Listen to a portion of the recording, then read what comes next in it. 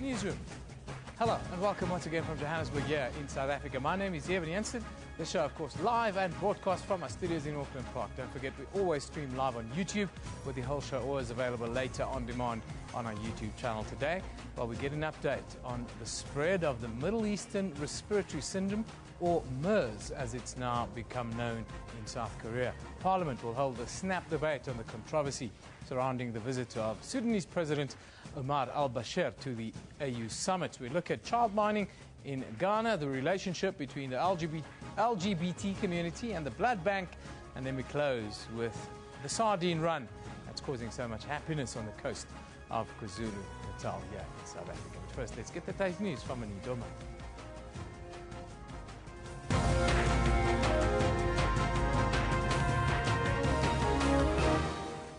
Good morning, I'm Anine Dormal. Let's take a look at the stories making headlines today.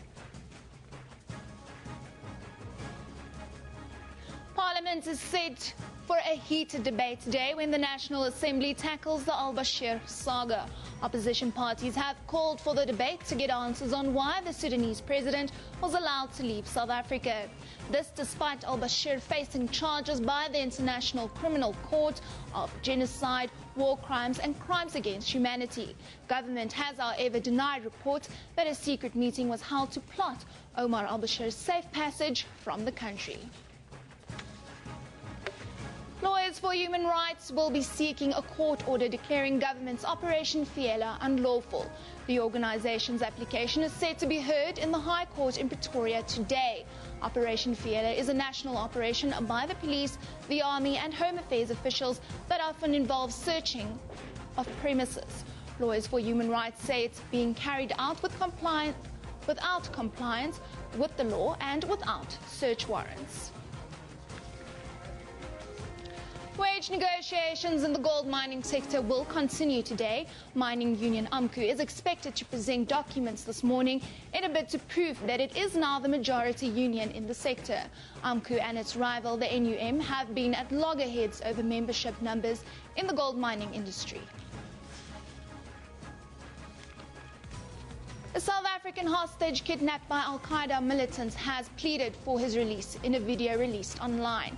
Stephen Malcolm McGowan is one of the two hostages who have been held for more than 3 years in northern Mali by the militants. The other hostage is believed to be from Sweden. They were seized in the desert city of Timbuktu weeks before rebels took over. In Pakistan, more than 300 people have died during a heat wave in the country's southern Sindh province. Health officials say most of the deaths have been in the port city of Karachi. The city has seen temperatures soar to as high as 45 degrees Celsius in recent days. And in South Korea, the Middle East Respiratory Syndrome, or MERS, has claimed 27 lives. 175 MERS cases in the country have been traced to a Samsung medical center in Seoul, tarnishing the image of one of the country's most prestigious hospitals. The South Korean outbreak is the largest outside of Saudi Arabia. Well, remember, you can find all of those stories on our Newsroom Facebook page. Just search for Newsroom. You can also follow us on Twitter at SABC Newsroom. Evan, back to you. Yeah, thank you very much, Janine. Now, as South Korea braces itself for another deadly onset of a flu-related virus, the outbreak of the Middle East Respiratory Syndrome, known as MERS, has already killed 27 people, with more than 170 people in the country said to have been infected. The disease is caused by a coronavirus from the same family as the one that triggered China's deadly 2003 outbreak of severe acute respiratory syndrome, SARS as it was known then, and is most likely spread by coughs and sneezes, it's said. There is currently no cure or vaccine that can protect people from the syndrome. Now, joining us from our studio in Pretoria today is World Health Organization representative, Dr. Sarah Louise Barber. Very good morning, Dr. Barber. Thank you for joining us. Good morning. Thanks for inviting me to join you. Can you just explain to us MERS, how it spreads, and if we should be worried here on the African continent? MERS, as you mentioned, is a viral respiratory disease in the family of coronaviruses. Most of the cases to date have actually been spread to healthcare workers, family members, taking care of patients. And so much of the spread to date has been in a healthcare setting or in a home setting where people are providing care to infected patients. And the spread of the disease, should we be concerned on the African continent that we could have it here soon? Well, at any one time in the African continent, we have dozens of outbreaks ongoing. The real question is whether these types of outbreaks are significant in terms of their public health implications. We did, as a result of the outbreak in Korea, as you mentioned, it is the largest outbreak of MERS occurring outside of Saudi Arabia, outside of the Middle East. There was a debate and discussion at the WHO.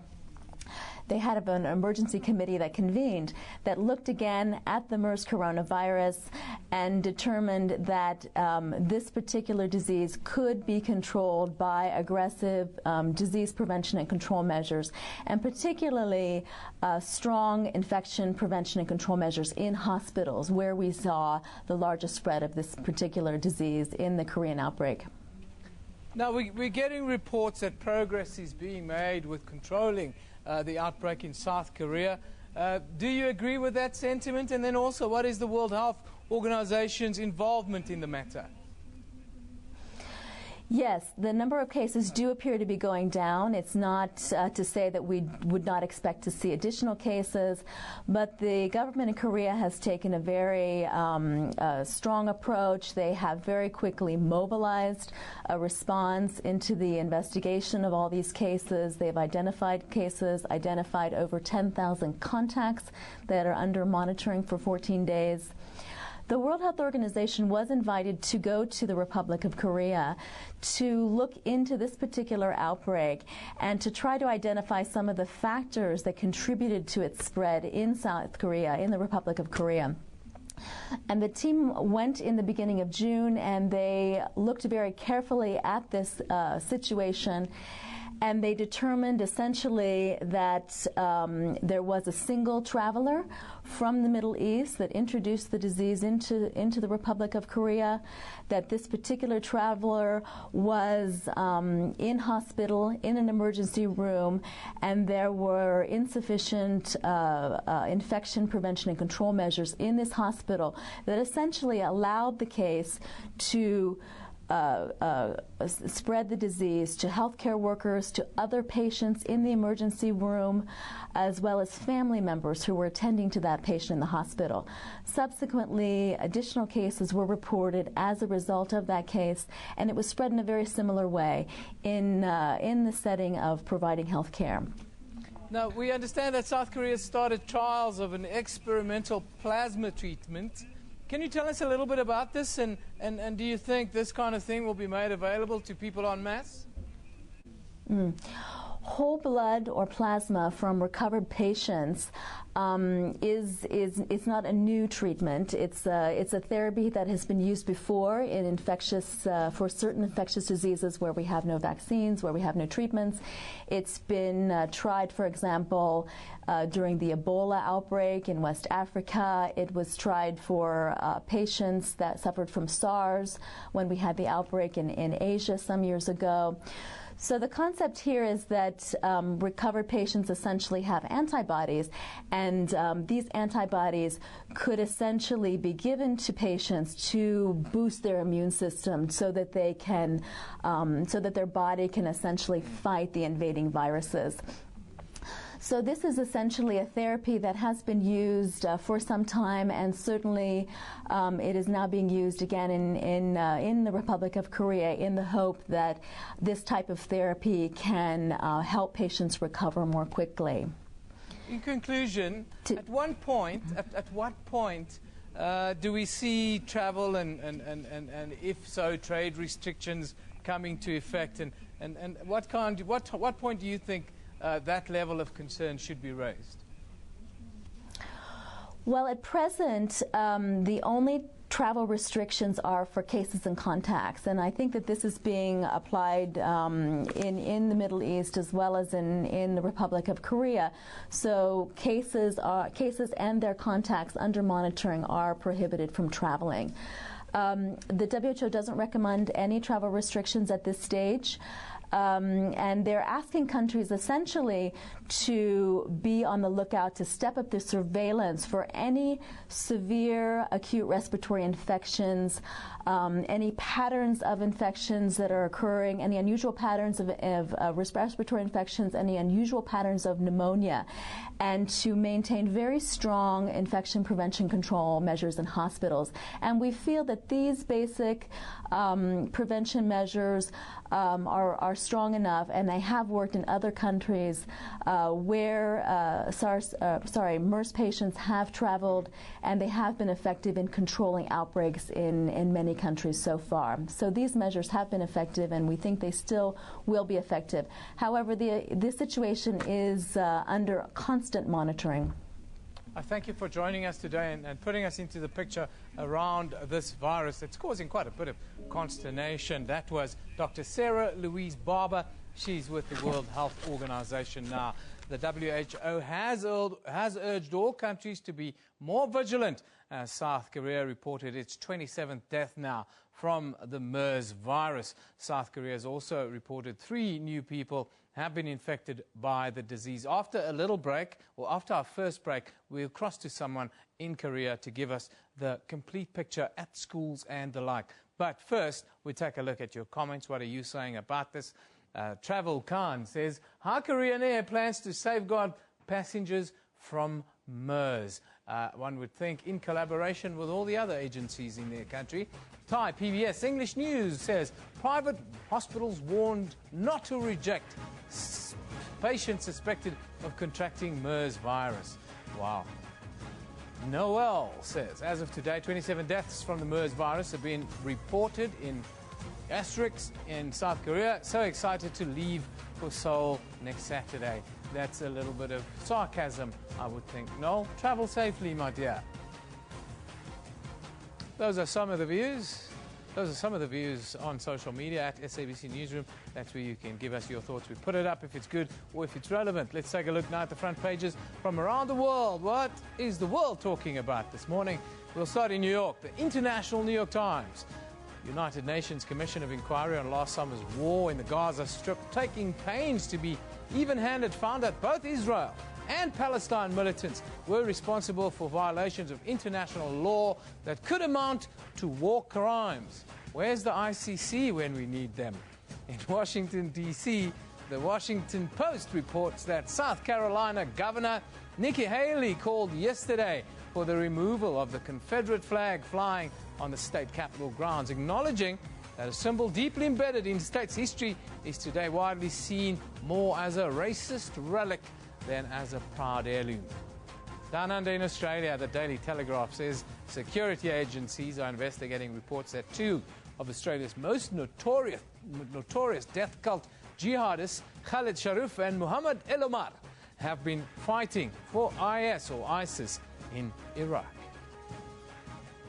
Now, for a look at what's happening around the country here in South Africa today, we start in Johannesburg, where a judgment is expected to be handed down in the High Court sitting at Palm Ridge. The 2 accused are on trial for allegedly killing Dustin Blom. Blom's body was found in the boot of his car at Monte Casino in four ways in 2013 here in Johannesburg. Then, in KwaZulu-Natal, the 26 members of the so-called Cato Manor Death Squad, well, they're expected back in the High Court in Durban. The unit members were arrested 3 years ago and charged with racketeering, 14 counts of murder, armed robbery, and then also defeating the ends of justice. Time for us to take a break. Hopefully when we come back, we'll be on Skype in South Korea. Don't go away.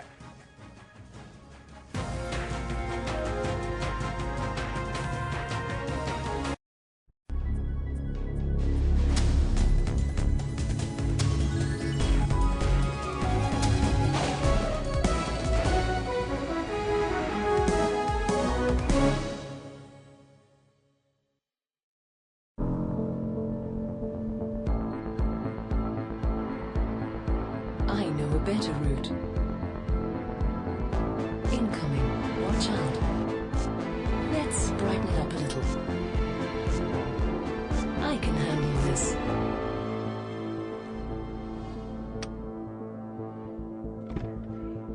Engineered intuition. The new Audi A6.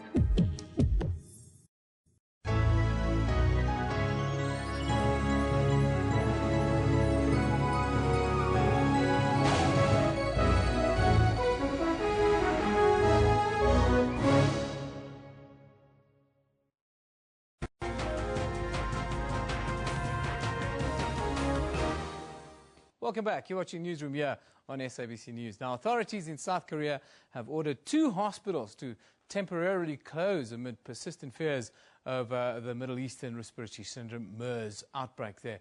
More than 170 people in the country have been infected, and at least 27 are now confirmed dead. This has caused great concern amongst even the smallest communities, as hundreds of schools have also closed their doors to prevent the spread of MERS. Now, to give us an idea of what the country is facing, we are joined via Skype from South Korea by Ruan Mulder, who's an English teacher there. He's a young man from South Africa who's an English teacher in a school in Sangju-si. A very good morning to you, Ruan. Thanks for joining us. It's great being here. Thank you. Just give us an idea quickly, Ron, of how many schools have closed their doors because of this outbreak. Is there any news on when the kids will be returning to school there? Well, at the moment, there are approximately 300 schools that are still closed. And this is generally still in the Seoul Metropolitan District and the Gyeonggi Province areas. Obviously, as you would realize, this is markedly different from when it just started. At that stage, we were looking at about 3,000 schools that were closed, generally also in those areas, with a few exceptions in Busan, Gumi, and Gangwon-do, another area, another province. Unfortunately, there is currently no real information on when these schools will be reopened, the 300 schools that are still approximate 300 schools that are still closed. The Office of Education has lifted their blanket closure order on the 12th of June already. In other words, that means it is now up to the school principals to decide whether or not to open the doors. So from my side, I can't really say when this is going to happen, especially with the 3 new reported cases of MERS today. So it really does depend on the principals and when they feel it's the right time to reopen the schools. And tell me about the effect the spread of the virus is having on the streets. Are people changing the way they live a little bit in general in South Korea? Yeah, definitely. There is a definite difference, especially in public areas. So when you go to the movies, instead of a full movie house, you'll find that there will only be about 10 or 20 people in the movies. Restaurants have been affected, public areas, sports events. Generally, most of the community, the Seoul, especially the Seoul community, have been affected by this. You find that traveling to Seoul also has decreased, where buses would be full generally. You'd now find that half the bus would only be full. So people are trying to avoid public areas at all costs, because they know that the virus is transferred if you get into close range or close to other people, if someone coughs on you, sneezes on you. So generally people are trying to avoid close quarter areas so as to avoid the virus. And what's the media saying? How are they reporting on it as a national crisis?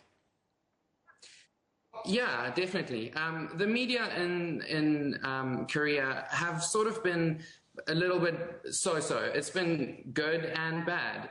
They have criticized the government for taking too long to tell the public which of the hospitals were the initial, let's say, where the virus started, which hospitals those were.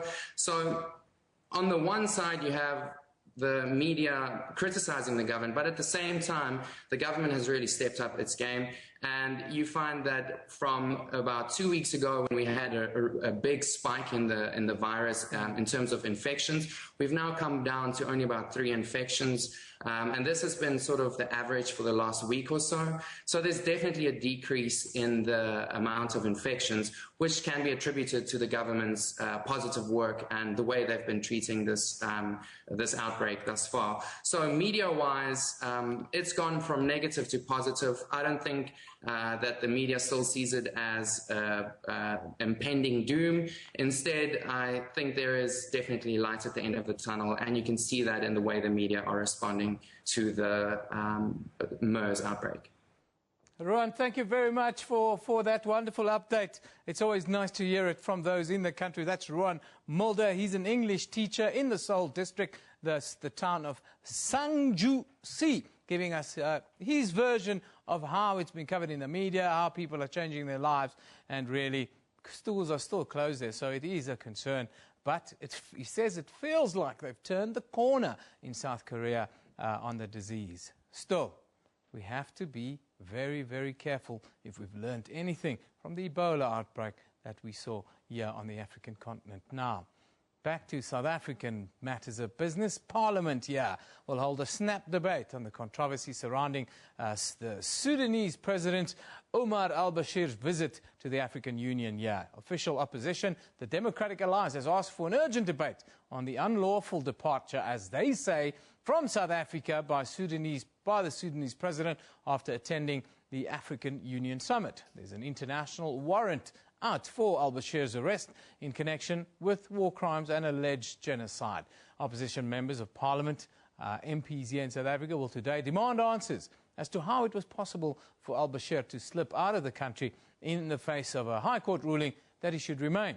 Opposition leader Missy Mamani has also requested that the public protector conduct a full investigation into the matter. The government has until Thursday to explain to the High Court in Pretoria why and how Omar Al-Bashir left the country in contravention of a court order. Now, our parliamentary editor, Vuyani Green, joins us this morning from Parliament. A very good morning to you, Vuyani. Thanks for joining us.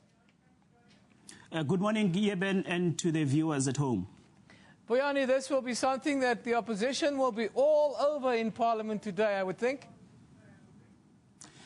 Yes, Yeben, as you've rightly pointed out, this snap debate has been called at the request of opposition parties. But the point that I want to make is that you'll recall last week in the National Council of Provinces, members of the DA wanted to ask the Deputy President with regard to this matter. But there was a member of the ANC who rose on a point of order and said the matter was sub judice in terms of the relevant rules of Parliament, and therefore the matter cannot be entertained. And that order was sustained by the chairperson of the NCOP, Thandi Modise, who said that in terms of the sub judice rule, Parliament is not expected to refer to any matter that is, whose decision is pending before a court of law. It's very interesting to see how, to see what sort of reasons will be advanced by the members of the National Assembly to debate about this matter. As you've pointed out, that the government has until Thursday to respond or to depose an affidavit in terms of the request by the High Court in Pretoria to explain the circumstances surrounding the departure of the Sudanese president. Now, it seems this afternoon, members of Parliament will be talking about this matter. It's unlikely that they won't be referring, to the merits of the case. But as I indicated, we'll have to wait and see what sort of reasoning or justification they're going to put forward for entertaining this matter when a court of law is still seized with the matter. Tell me, Vuyani, which departments do you think will come under focus, and then how will this thing proceed this afternoon? Well, I think what's going to happen, Yepen, is that the ANC as the ruling party will deploy its own, senior MPs who may necessarily include members of the executive, cabinet ministers, to express the opinion of the party with regard to this matter. And the opposition will also, have a bite, and other smaller parties. I haven't seen the list of the speakers, but I would assume that some of the senior government ministers will be, putting, forward the viewpoint of government. And maybe some of the ANC MPs will put across the ANC viewpoint. As you've seen and read in the, recent past, a couple of days ago, some ANC leaders calling for government to pull out of the ICC. It seems to me that that's the political position that the governing party has taken, and perhaps these issues will be ventilated in the House this afternoon, and we'll see what the opposition party is going to say, because it seems to me that they would have wanted the president to be there himself, to answer, to these questions. Unfortunately, the president is not a member of Parliament, and therefore he won't be in the House this afternoon. Thank you very much, Vuyani Green, for that update. It should be a firecracker this afternoon in Parliament. That is Vuyani Green giving us a little heads up ahead of this snap debate that's set in Parliament today with the controversy around the visit of President Umar Al-Bashir here to South Africa. Now, we move on. In the past, the LGBT community couldn't donate blood, as they were seen as being at high risk of being infected with HIV. The policy was widely criticized as unfair, unfairly targeting gay men, allowing heterosexuals with multiple partners to donate blood despite increased risks of transmitting HIV and hepatitis. Now, last year, the South African National Blood Service implemented a change in screening of donors. The change meant that anyone, regardless of their sexual orientation, could give blood, provided they've been in a sexual relationship for 6 months or more, and that they remain in a monogamous relationship. Now, from the South African National Blood Service, we are joined today by Vanessa Raju, the Brand and Communications Manager. Very good morning to you, Vanessa. Good morning. That was a mouthful. What's inspired the change in policy? Oh, believe it or not, that believe it or not, South Africa has been forward-thinking in terms of the policy change over years. Many countries actually defer people who have had male-to-male sex for life, even if it was just once. Yeah. And we have, over the years, made changes.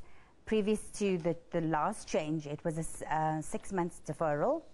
And now, obviously, looking at the environment, we do constant research in our country. And the changes came about at the fact that we're able to ensure that our blood is still safe by the screening, ensuring that whether you're heterosexual or gay, you will be able to donate blood, provided you are in a monogamous relationship more than 6 months, as you mentioned. How foolproof is your process of screening blood? And how much blood do you find that is not suitable? Well, our screening goes through various methods. Obviously, our questionnaire is the first basis of screening. The questions are designed to ensure safety of blood, and that we rely greatly on the honesty of the donor. Obviously, if a person lies on it, it's difficult to pick up. But over and above that, we're one of the few countries that do individual testing of our blood. What that means is when you donate blood, irrespective of how many times you donate, your blood will be tested for HIV, hepatitis B and C, and syphilis individually, whereas some countries, they pool a group of people's blood that's been donated, do the testing. We can't take that risk, so we do individual testing.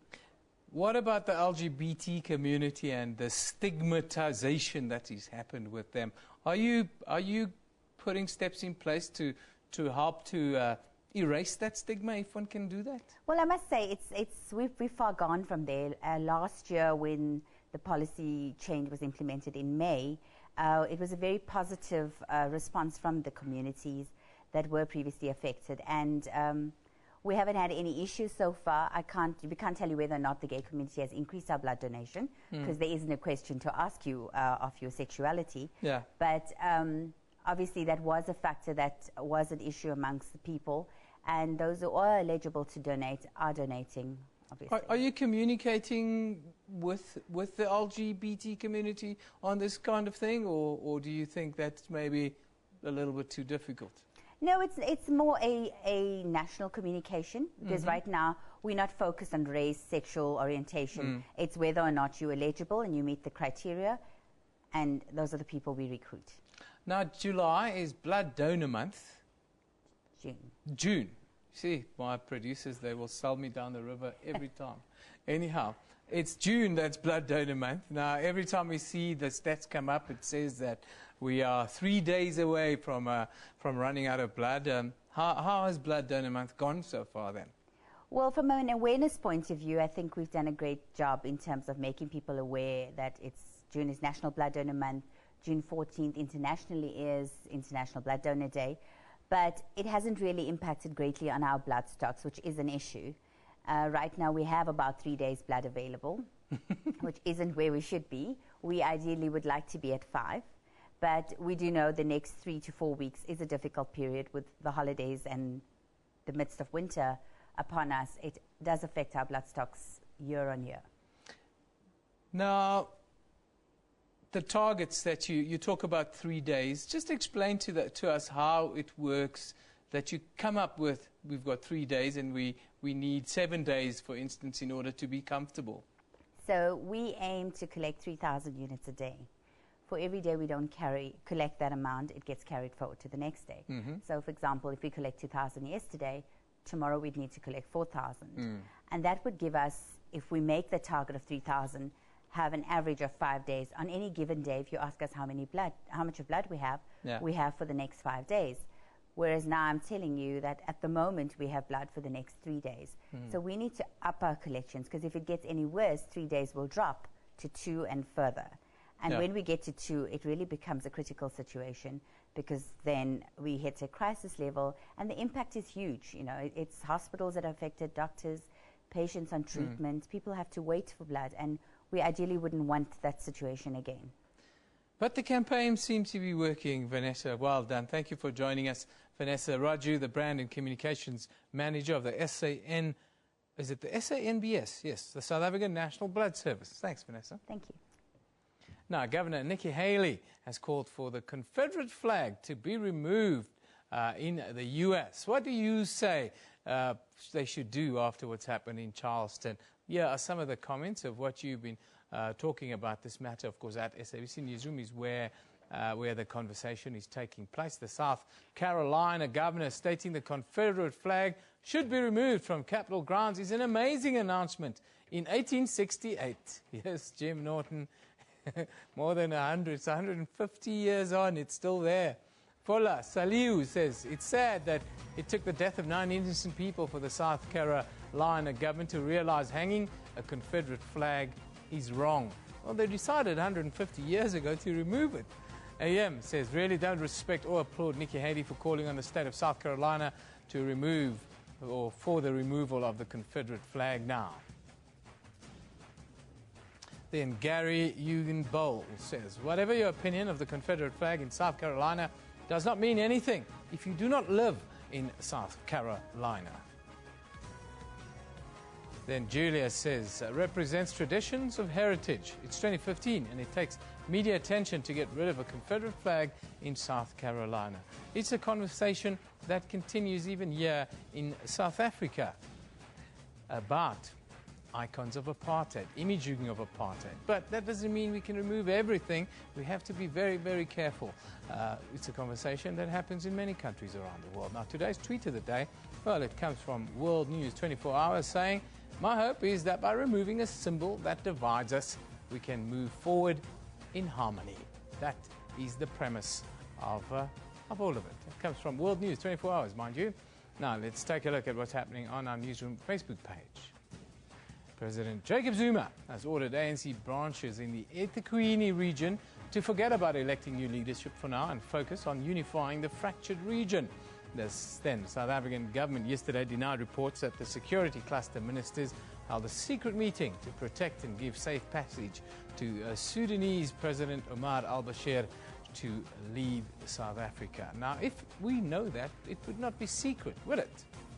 Anyhow, 60 young people from British Commonwealth countries, including South Africa, are in London to receive an award from the British Queen. That's Queen Elizabeth, as part of the Queen's Young Leaders Programme to recognise exceptional young people.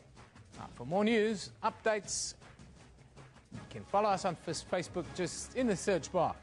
SABC Newsroom is what you put up. It'll pop up, and you'll be able to get all the latest news. Also, sabc.co.za/news for all the latest breaking news. Time for us to take a short break. We'll be back with you shortly.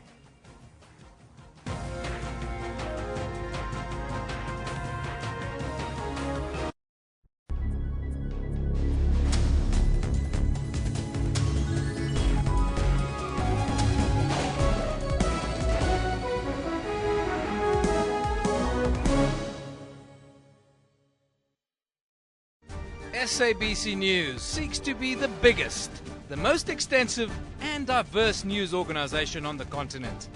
Our mission is to provide accurate and credible news and current affairs programming throughout the day. We are committed to covering every part of the continent. We reflect the world to Africa and Africa to the world. SABC News, Africa's news leader. Now available throughout the continent.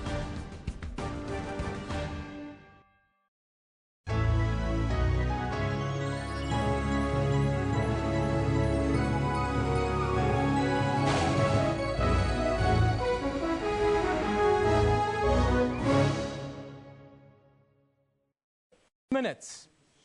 Okay, so are you okay with this?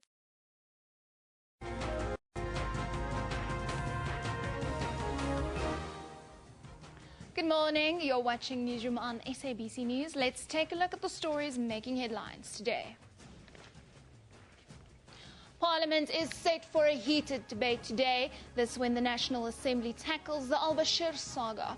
Opposition parties have called for the debate to get answers on why the Sudanese president was allowed to leave South Africa. Al-Bashir is facing charges by the International Criminal Court of genocide, war crimes and crimes against humanity. Lawyers for human rights will be seeking a court order declaring government's Operation Fiela unlawful. The organization's application is set to be heard in the High Court in Pretoria today. The human rights organization believes the operation is being carried out without compliance with the law. And a South African hostage kidnapped by Al-Qaeda militants has pleaded with government for his release in an online video. Stephen Malcolm McGowan is one of two hostages who have been held for more than 3 years in northern Mali by the militants. They were seized in the desert city of Timbuktu weeks before rebels took over. Well, remember, you can find all of those stories on our Newsroom Facebook page. Just search for Newsroom. You can also follow us on Twitter at SABC Newsroom. Evan, back to you. Yeah, thank you very much, Annie. Now, Ghana is one of the world's top 10 gold producers. But the report released by Human Rights Watch has revealed that the country has the worst form of child labour in the mining sector. The report also revealed that the use of child labour is prevalent in artisan and small-scale mines in Ghana's western, central and Ashanti regions, which focuses on unlicensed sites. It is estimated that thousands of children, mostly between the ages of 15 and 17, have been working in dangerous conditions, pulling ore out of shafts and processing it with toxic mercury, violating Ghanaian and international law. Now, to talk to us about this matter, we are joined from Germany, Berlin, by Human Rights Watch senior researcher Juliana Kippenberg. Guten Morgen, wie geht's? Good morning. Very well. How are you? Juliana, just tell us your view of the situation in Ghana. Is it that bad? It is bad. What we found is that children, mostly boys, but sometimes also girls, do really dangerous work in the mines, basically the sort of work that no child should be doing. And it's actually prohibited under national law in Ghana as well. For example, these children work with toxic chemicals such as mercury to process the gold, completely unaware of the health risks that this poses for them. They risk mercury poisoning and ultimately even death and disability from this. They also work in pits that sometimes collapse. We documented the death of a boy who worked in a pit, and at some point the mud walls just sort of collapsed on him and buried him alive. So it is very dangerous work. We're not saying that all work by children is bad, but child labor in mining is one of the worst forms of child labor. Some reports suggest that many 15-year-olds and around that age group who are working have already completed school, and this is kind of their rite of, or their normal rite of passage within Ghana. At what point is it a violation of child rights within your view? Definitely 15, 16 and 17-year-olds have a right to work, and if they need it and want to and the circumstances are such, they should have the possibility to work or, for example, to do vocational training and learn a job. And there are many jobs that they could be doing. It becomes a violation at the point where it is hazardous work, and under both Ghanaian and international law, hazardous work should not be done by anyone under the age of 18. And this is, for example, when you're dealing with issues such as carrying extremely heavy loads, working in an environment where you're actually exposed to a toxic chemical like mercury, where it's burned and the vapors go up in the air and children breathe this in, or where you're dealing with the risk of accidents.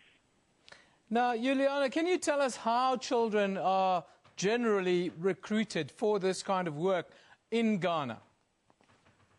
It differs. So some children go because they're sent by their parents or indeed other relatives they live with. Perhaps they're orphans, and then they're sent by, say, their grandmother or an auntie to work. In other circumstances, children also decide sometimes to do this by themselves and don't really realize the full risk that they're getting into. Obviously, the ultimate cause of this is poverty. It's because families are very poor, because parents assume that from a certain age a child should sort of provide for him or herself. And then there is the added burden, sometimes, of school fees. Officially, school fees are eradicated in Ghana, but in practice, families still have to pay certain types of monies for different costs of school, basically. This can be a real burden for very poor families. So there's also the issue of lack of support for very poor, vulnerable families by the state, and sort of a lack of regulation in that sector. We should add that the mines that we investigated were unlicensed mines primarily, so the government really has a duty to regulate and formalize the sector properly. At Human Rights Watch, are you working together with other organizations to try and eliminate or create solutions for child miners? Absolutely. We've been working with several national NGOs in Ghana that are also working on the issue of child labor or on the issue of artisanal mining more generally and the sort of problems connected with it. And so we've been doing research with them, but also the advocacy. Just to name one group, there's a Social Support Foundation and Owasi, a mining city that we've been working with closely, but there are many others as well. And perhaps let me just add that there's another dimension to this, and this is the dimension of companies and the responsibility that companies have, and we're also working with NGOs together on that issue. Juliana, thank you very much for joining us today via Skype from Berlin in Germany.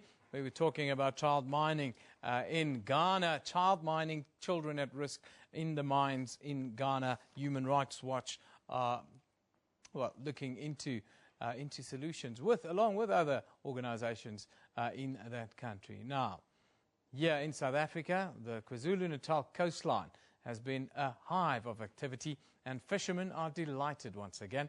After a more than 2-year absence, shoals of sardines have finally appeared on the south coast of KwaZulu-Natal.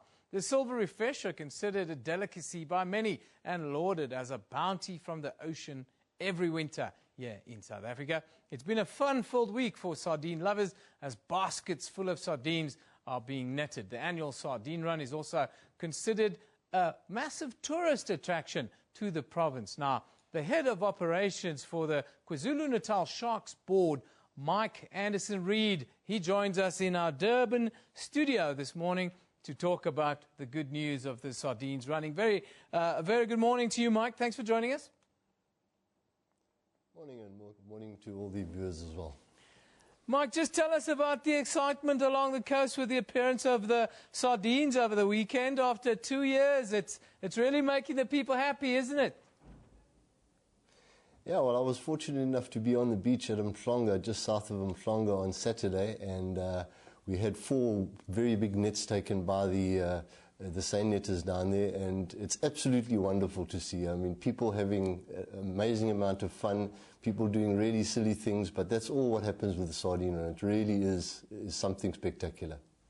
And it really means a lot to the communities there along the coast in KwaZulu-Natal, doesn't it? I think the important thing is that there's not much we get for free in life these days, and at least with the sardine run, it's something that we can all access as people who visit the beaches. And a lot of the people don't even eat the sardines that they catch. It's just the thrill and the excitement of getting involved in the sardine run and getting amongst the fish, and it's a wonderful, wonderful time. Now, Mike, for viewers in other parts of the country, just explain to people how and why the sardines make their appearance on the KwaZulu-Natal coast during this time of year, which is winter, really, here in South Africa. Yeah, winter in South Africa, but, you know, Durban, summer all year round. We've got really wonderful weather here for the entire year. In terms of the sardines, they move from the Agulhas Banks, which is southeast of Port Elizabeth. And at this time of the year, the Agulhas current moves slightly offshore. It's a very warm current, running at about 24 to 26 degrees. But at this time of the year, it moves offshore slightly, and it allows cooler water on the inshore region. And the sardines basically extend their range and run up the coast as far as the water cools down up towards KwaZulu-Natal. Interestingly enough, KwaZulu-Natal is the only province in the country where people can access these sardines from the beaches. Everywhere else they are netted out at sea with trawlers and other means of fisheries. Now, we've seen the appearance over the weekend. Which areas have seen the biggest catches coming in on the coast there? Well, Mhlongo Rocks was very busy on Saturday and late afternoon on Saturday afternoon in Durban. And then on Sunday, we had a wonderful day down at Ilovo, Sardine, Warner Beach in the upper south coast. It was absolute pandemonium. I mean, more than 10 nets were taken. A lot of fish were being caught by fishermen off the beach. So it really is a special time of the year. And if one looks at the weather at the moment, we have beautiful weather, warm conditions, sardines. What more can you ask for? Now, Mike, we haven't seen the sardines for the last couple of years. It's been a big setback, one would think, for the province, but also not just for the people. You know, all the animals around there feed on the annual sardine runs: dolphins, sharks, game fish, everything, don't they? Yeah, I think the important thing is that those animals are generally feeding on the sardines, even if they don't come up to KwaZulu-Natal. It is very important in terms of the ecological side. But, you know, those sharks and dolphins and that generally stay with the sardines. They don't always necessarily make KwaZulu-Natal because of the currents. Often it's not warm enough. The water's cold, not cold enough. And often what will happen is we'll have adverse currents, reverse currents, which the fish don't like to swim in. And so they may not make it to KwaZulu-Natal. But that doesn't necessarily mean that, you know, the ocean's creatures can't still access them. Are we concerned about climate change, that the sardines might stop coming up the coast? It's a very difficult question to answer, and not being an oceanographer or a climatologist, you know, obviously it would be a concern, but at this stage in time, you know, we've had sardine runs up until the last 2 years. We're very, very quiet, but nature goes in cycles, so at this stage I don't think there's anything to be seriously concerned about, and we hope this run produces a lot of sardines for everyone. Well, there are lots of smiles down on the KwaZulu-Natal coast. Thank you for joining us. That's the head of operations of the KwaZulu-Natal Sharks Board. We're talking about the annual sardine run. The sardines are back, and that's the good news. That was Mike Anderson-Reed joining us live from a studio in Durban. Before I go, a heat wave in Pakistan that started over the weekend is reported to have led to more than 300 deaths now. Let's take a look at some of the views. What are you talking about with regards to this heat wave? Farah Ryan says, in this blessed month of Ramadan, may Allah grant sabr, strength and perseverance for those affected by the heat wave in Pakistan. Ameen. Sabah Alam says, Karachi heatwave claims precious lives. Death toll increases or crosses 400. Why aren't the authorities taking any substantial action? I'm sure they are. Aruj Luhmani says, I'm a bit disappointed that IK has not taken a great deal of action towards the heatwave crisis in Karachi, especially post these lavish win. Jackson Mir says, Pakistan, the death toll from Pakistan heatwave is now nearing 450, citing Time magazine as a source there. Yes, it's very concerning. More than 1,000 people died last month in India because of a heat wave there as well. Is the planet getting warmer? What do you think? That's where we leave it. Newsroom is broadcast live from our studios in Auckland Park, Johannesburg, every weekday morning between 9 and 10 a.m. Don't forget, we also stream live on YouTube at that time, with the whole show available on demand on our YouTube channel. This is SABC News. You've been watching Newsroom. We love it in the morning.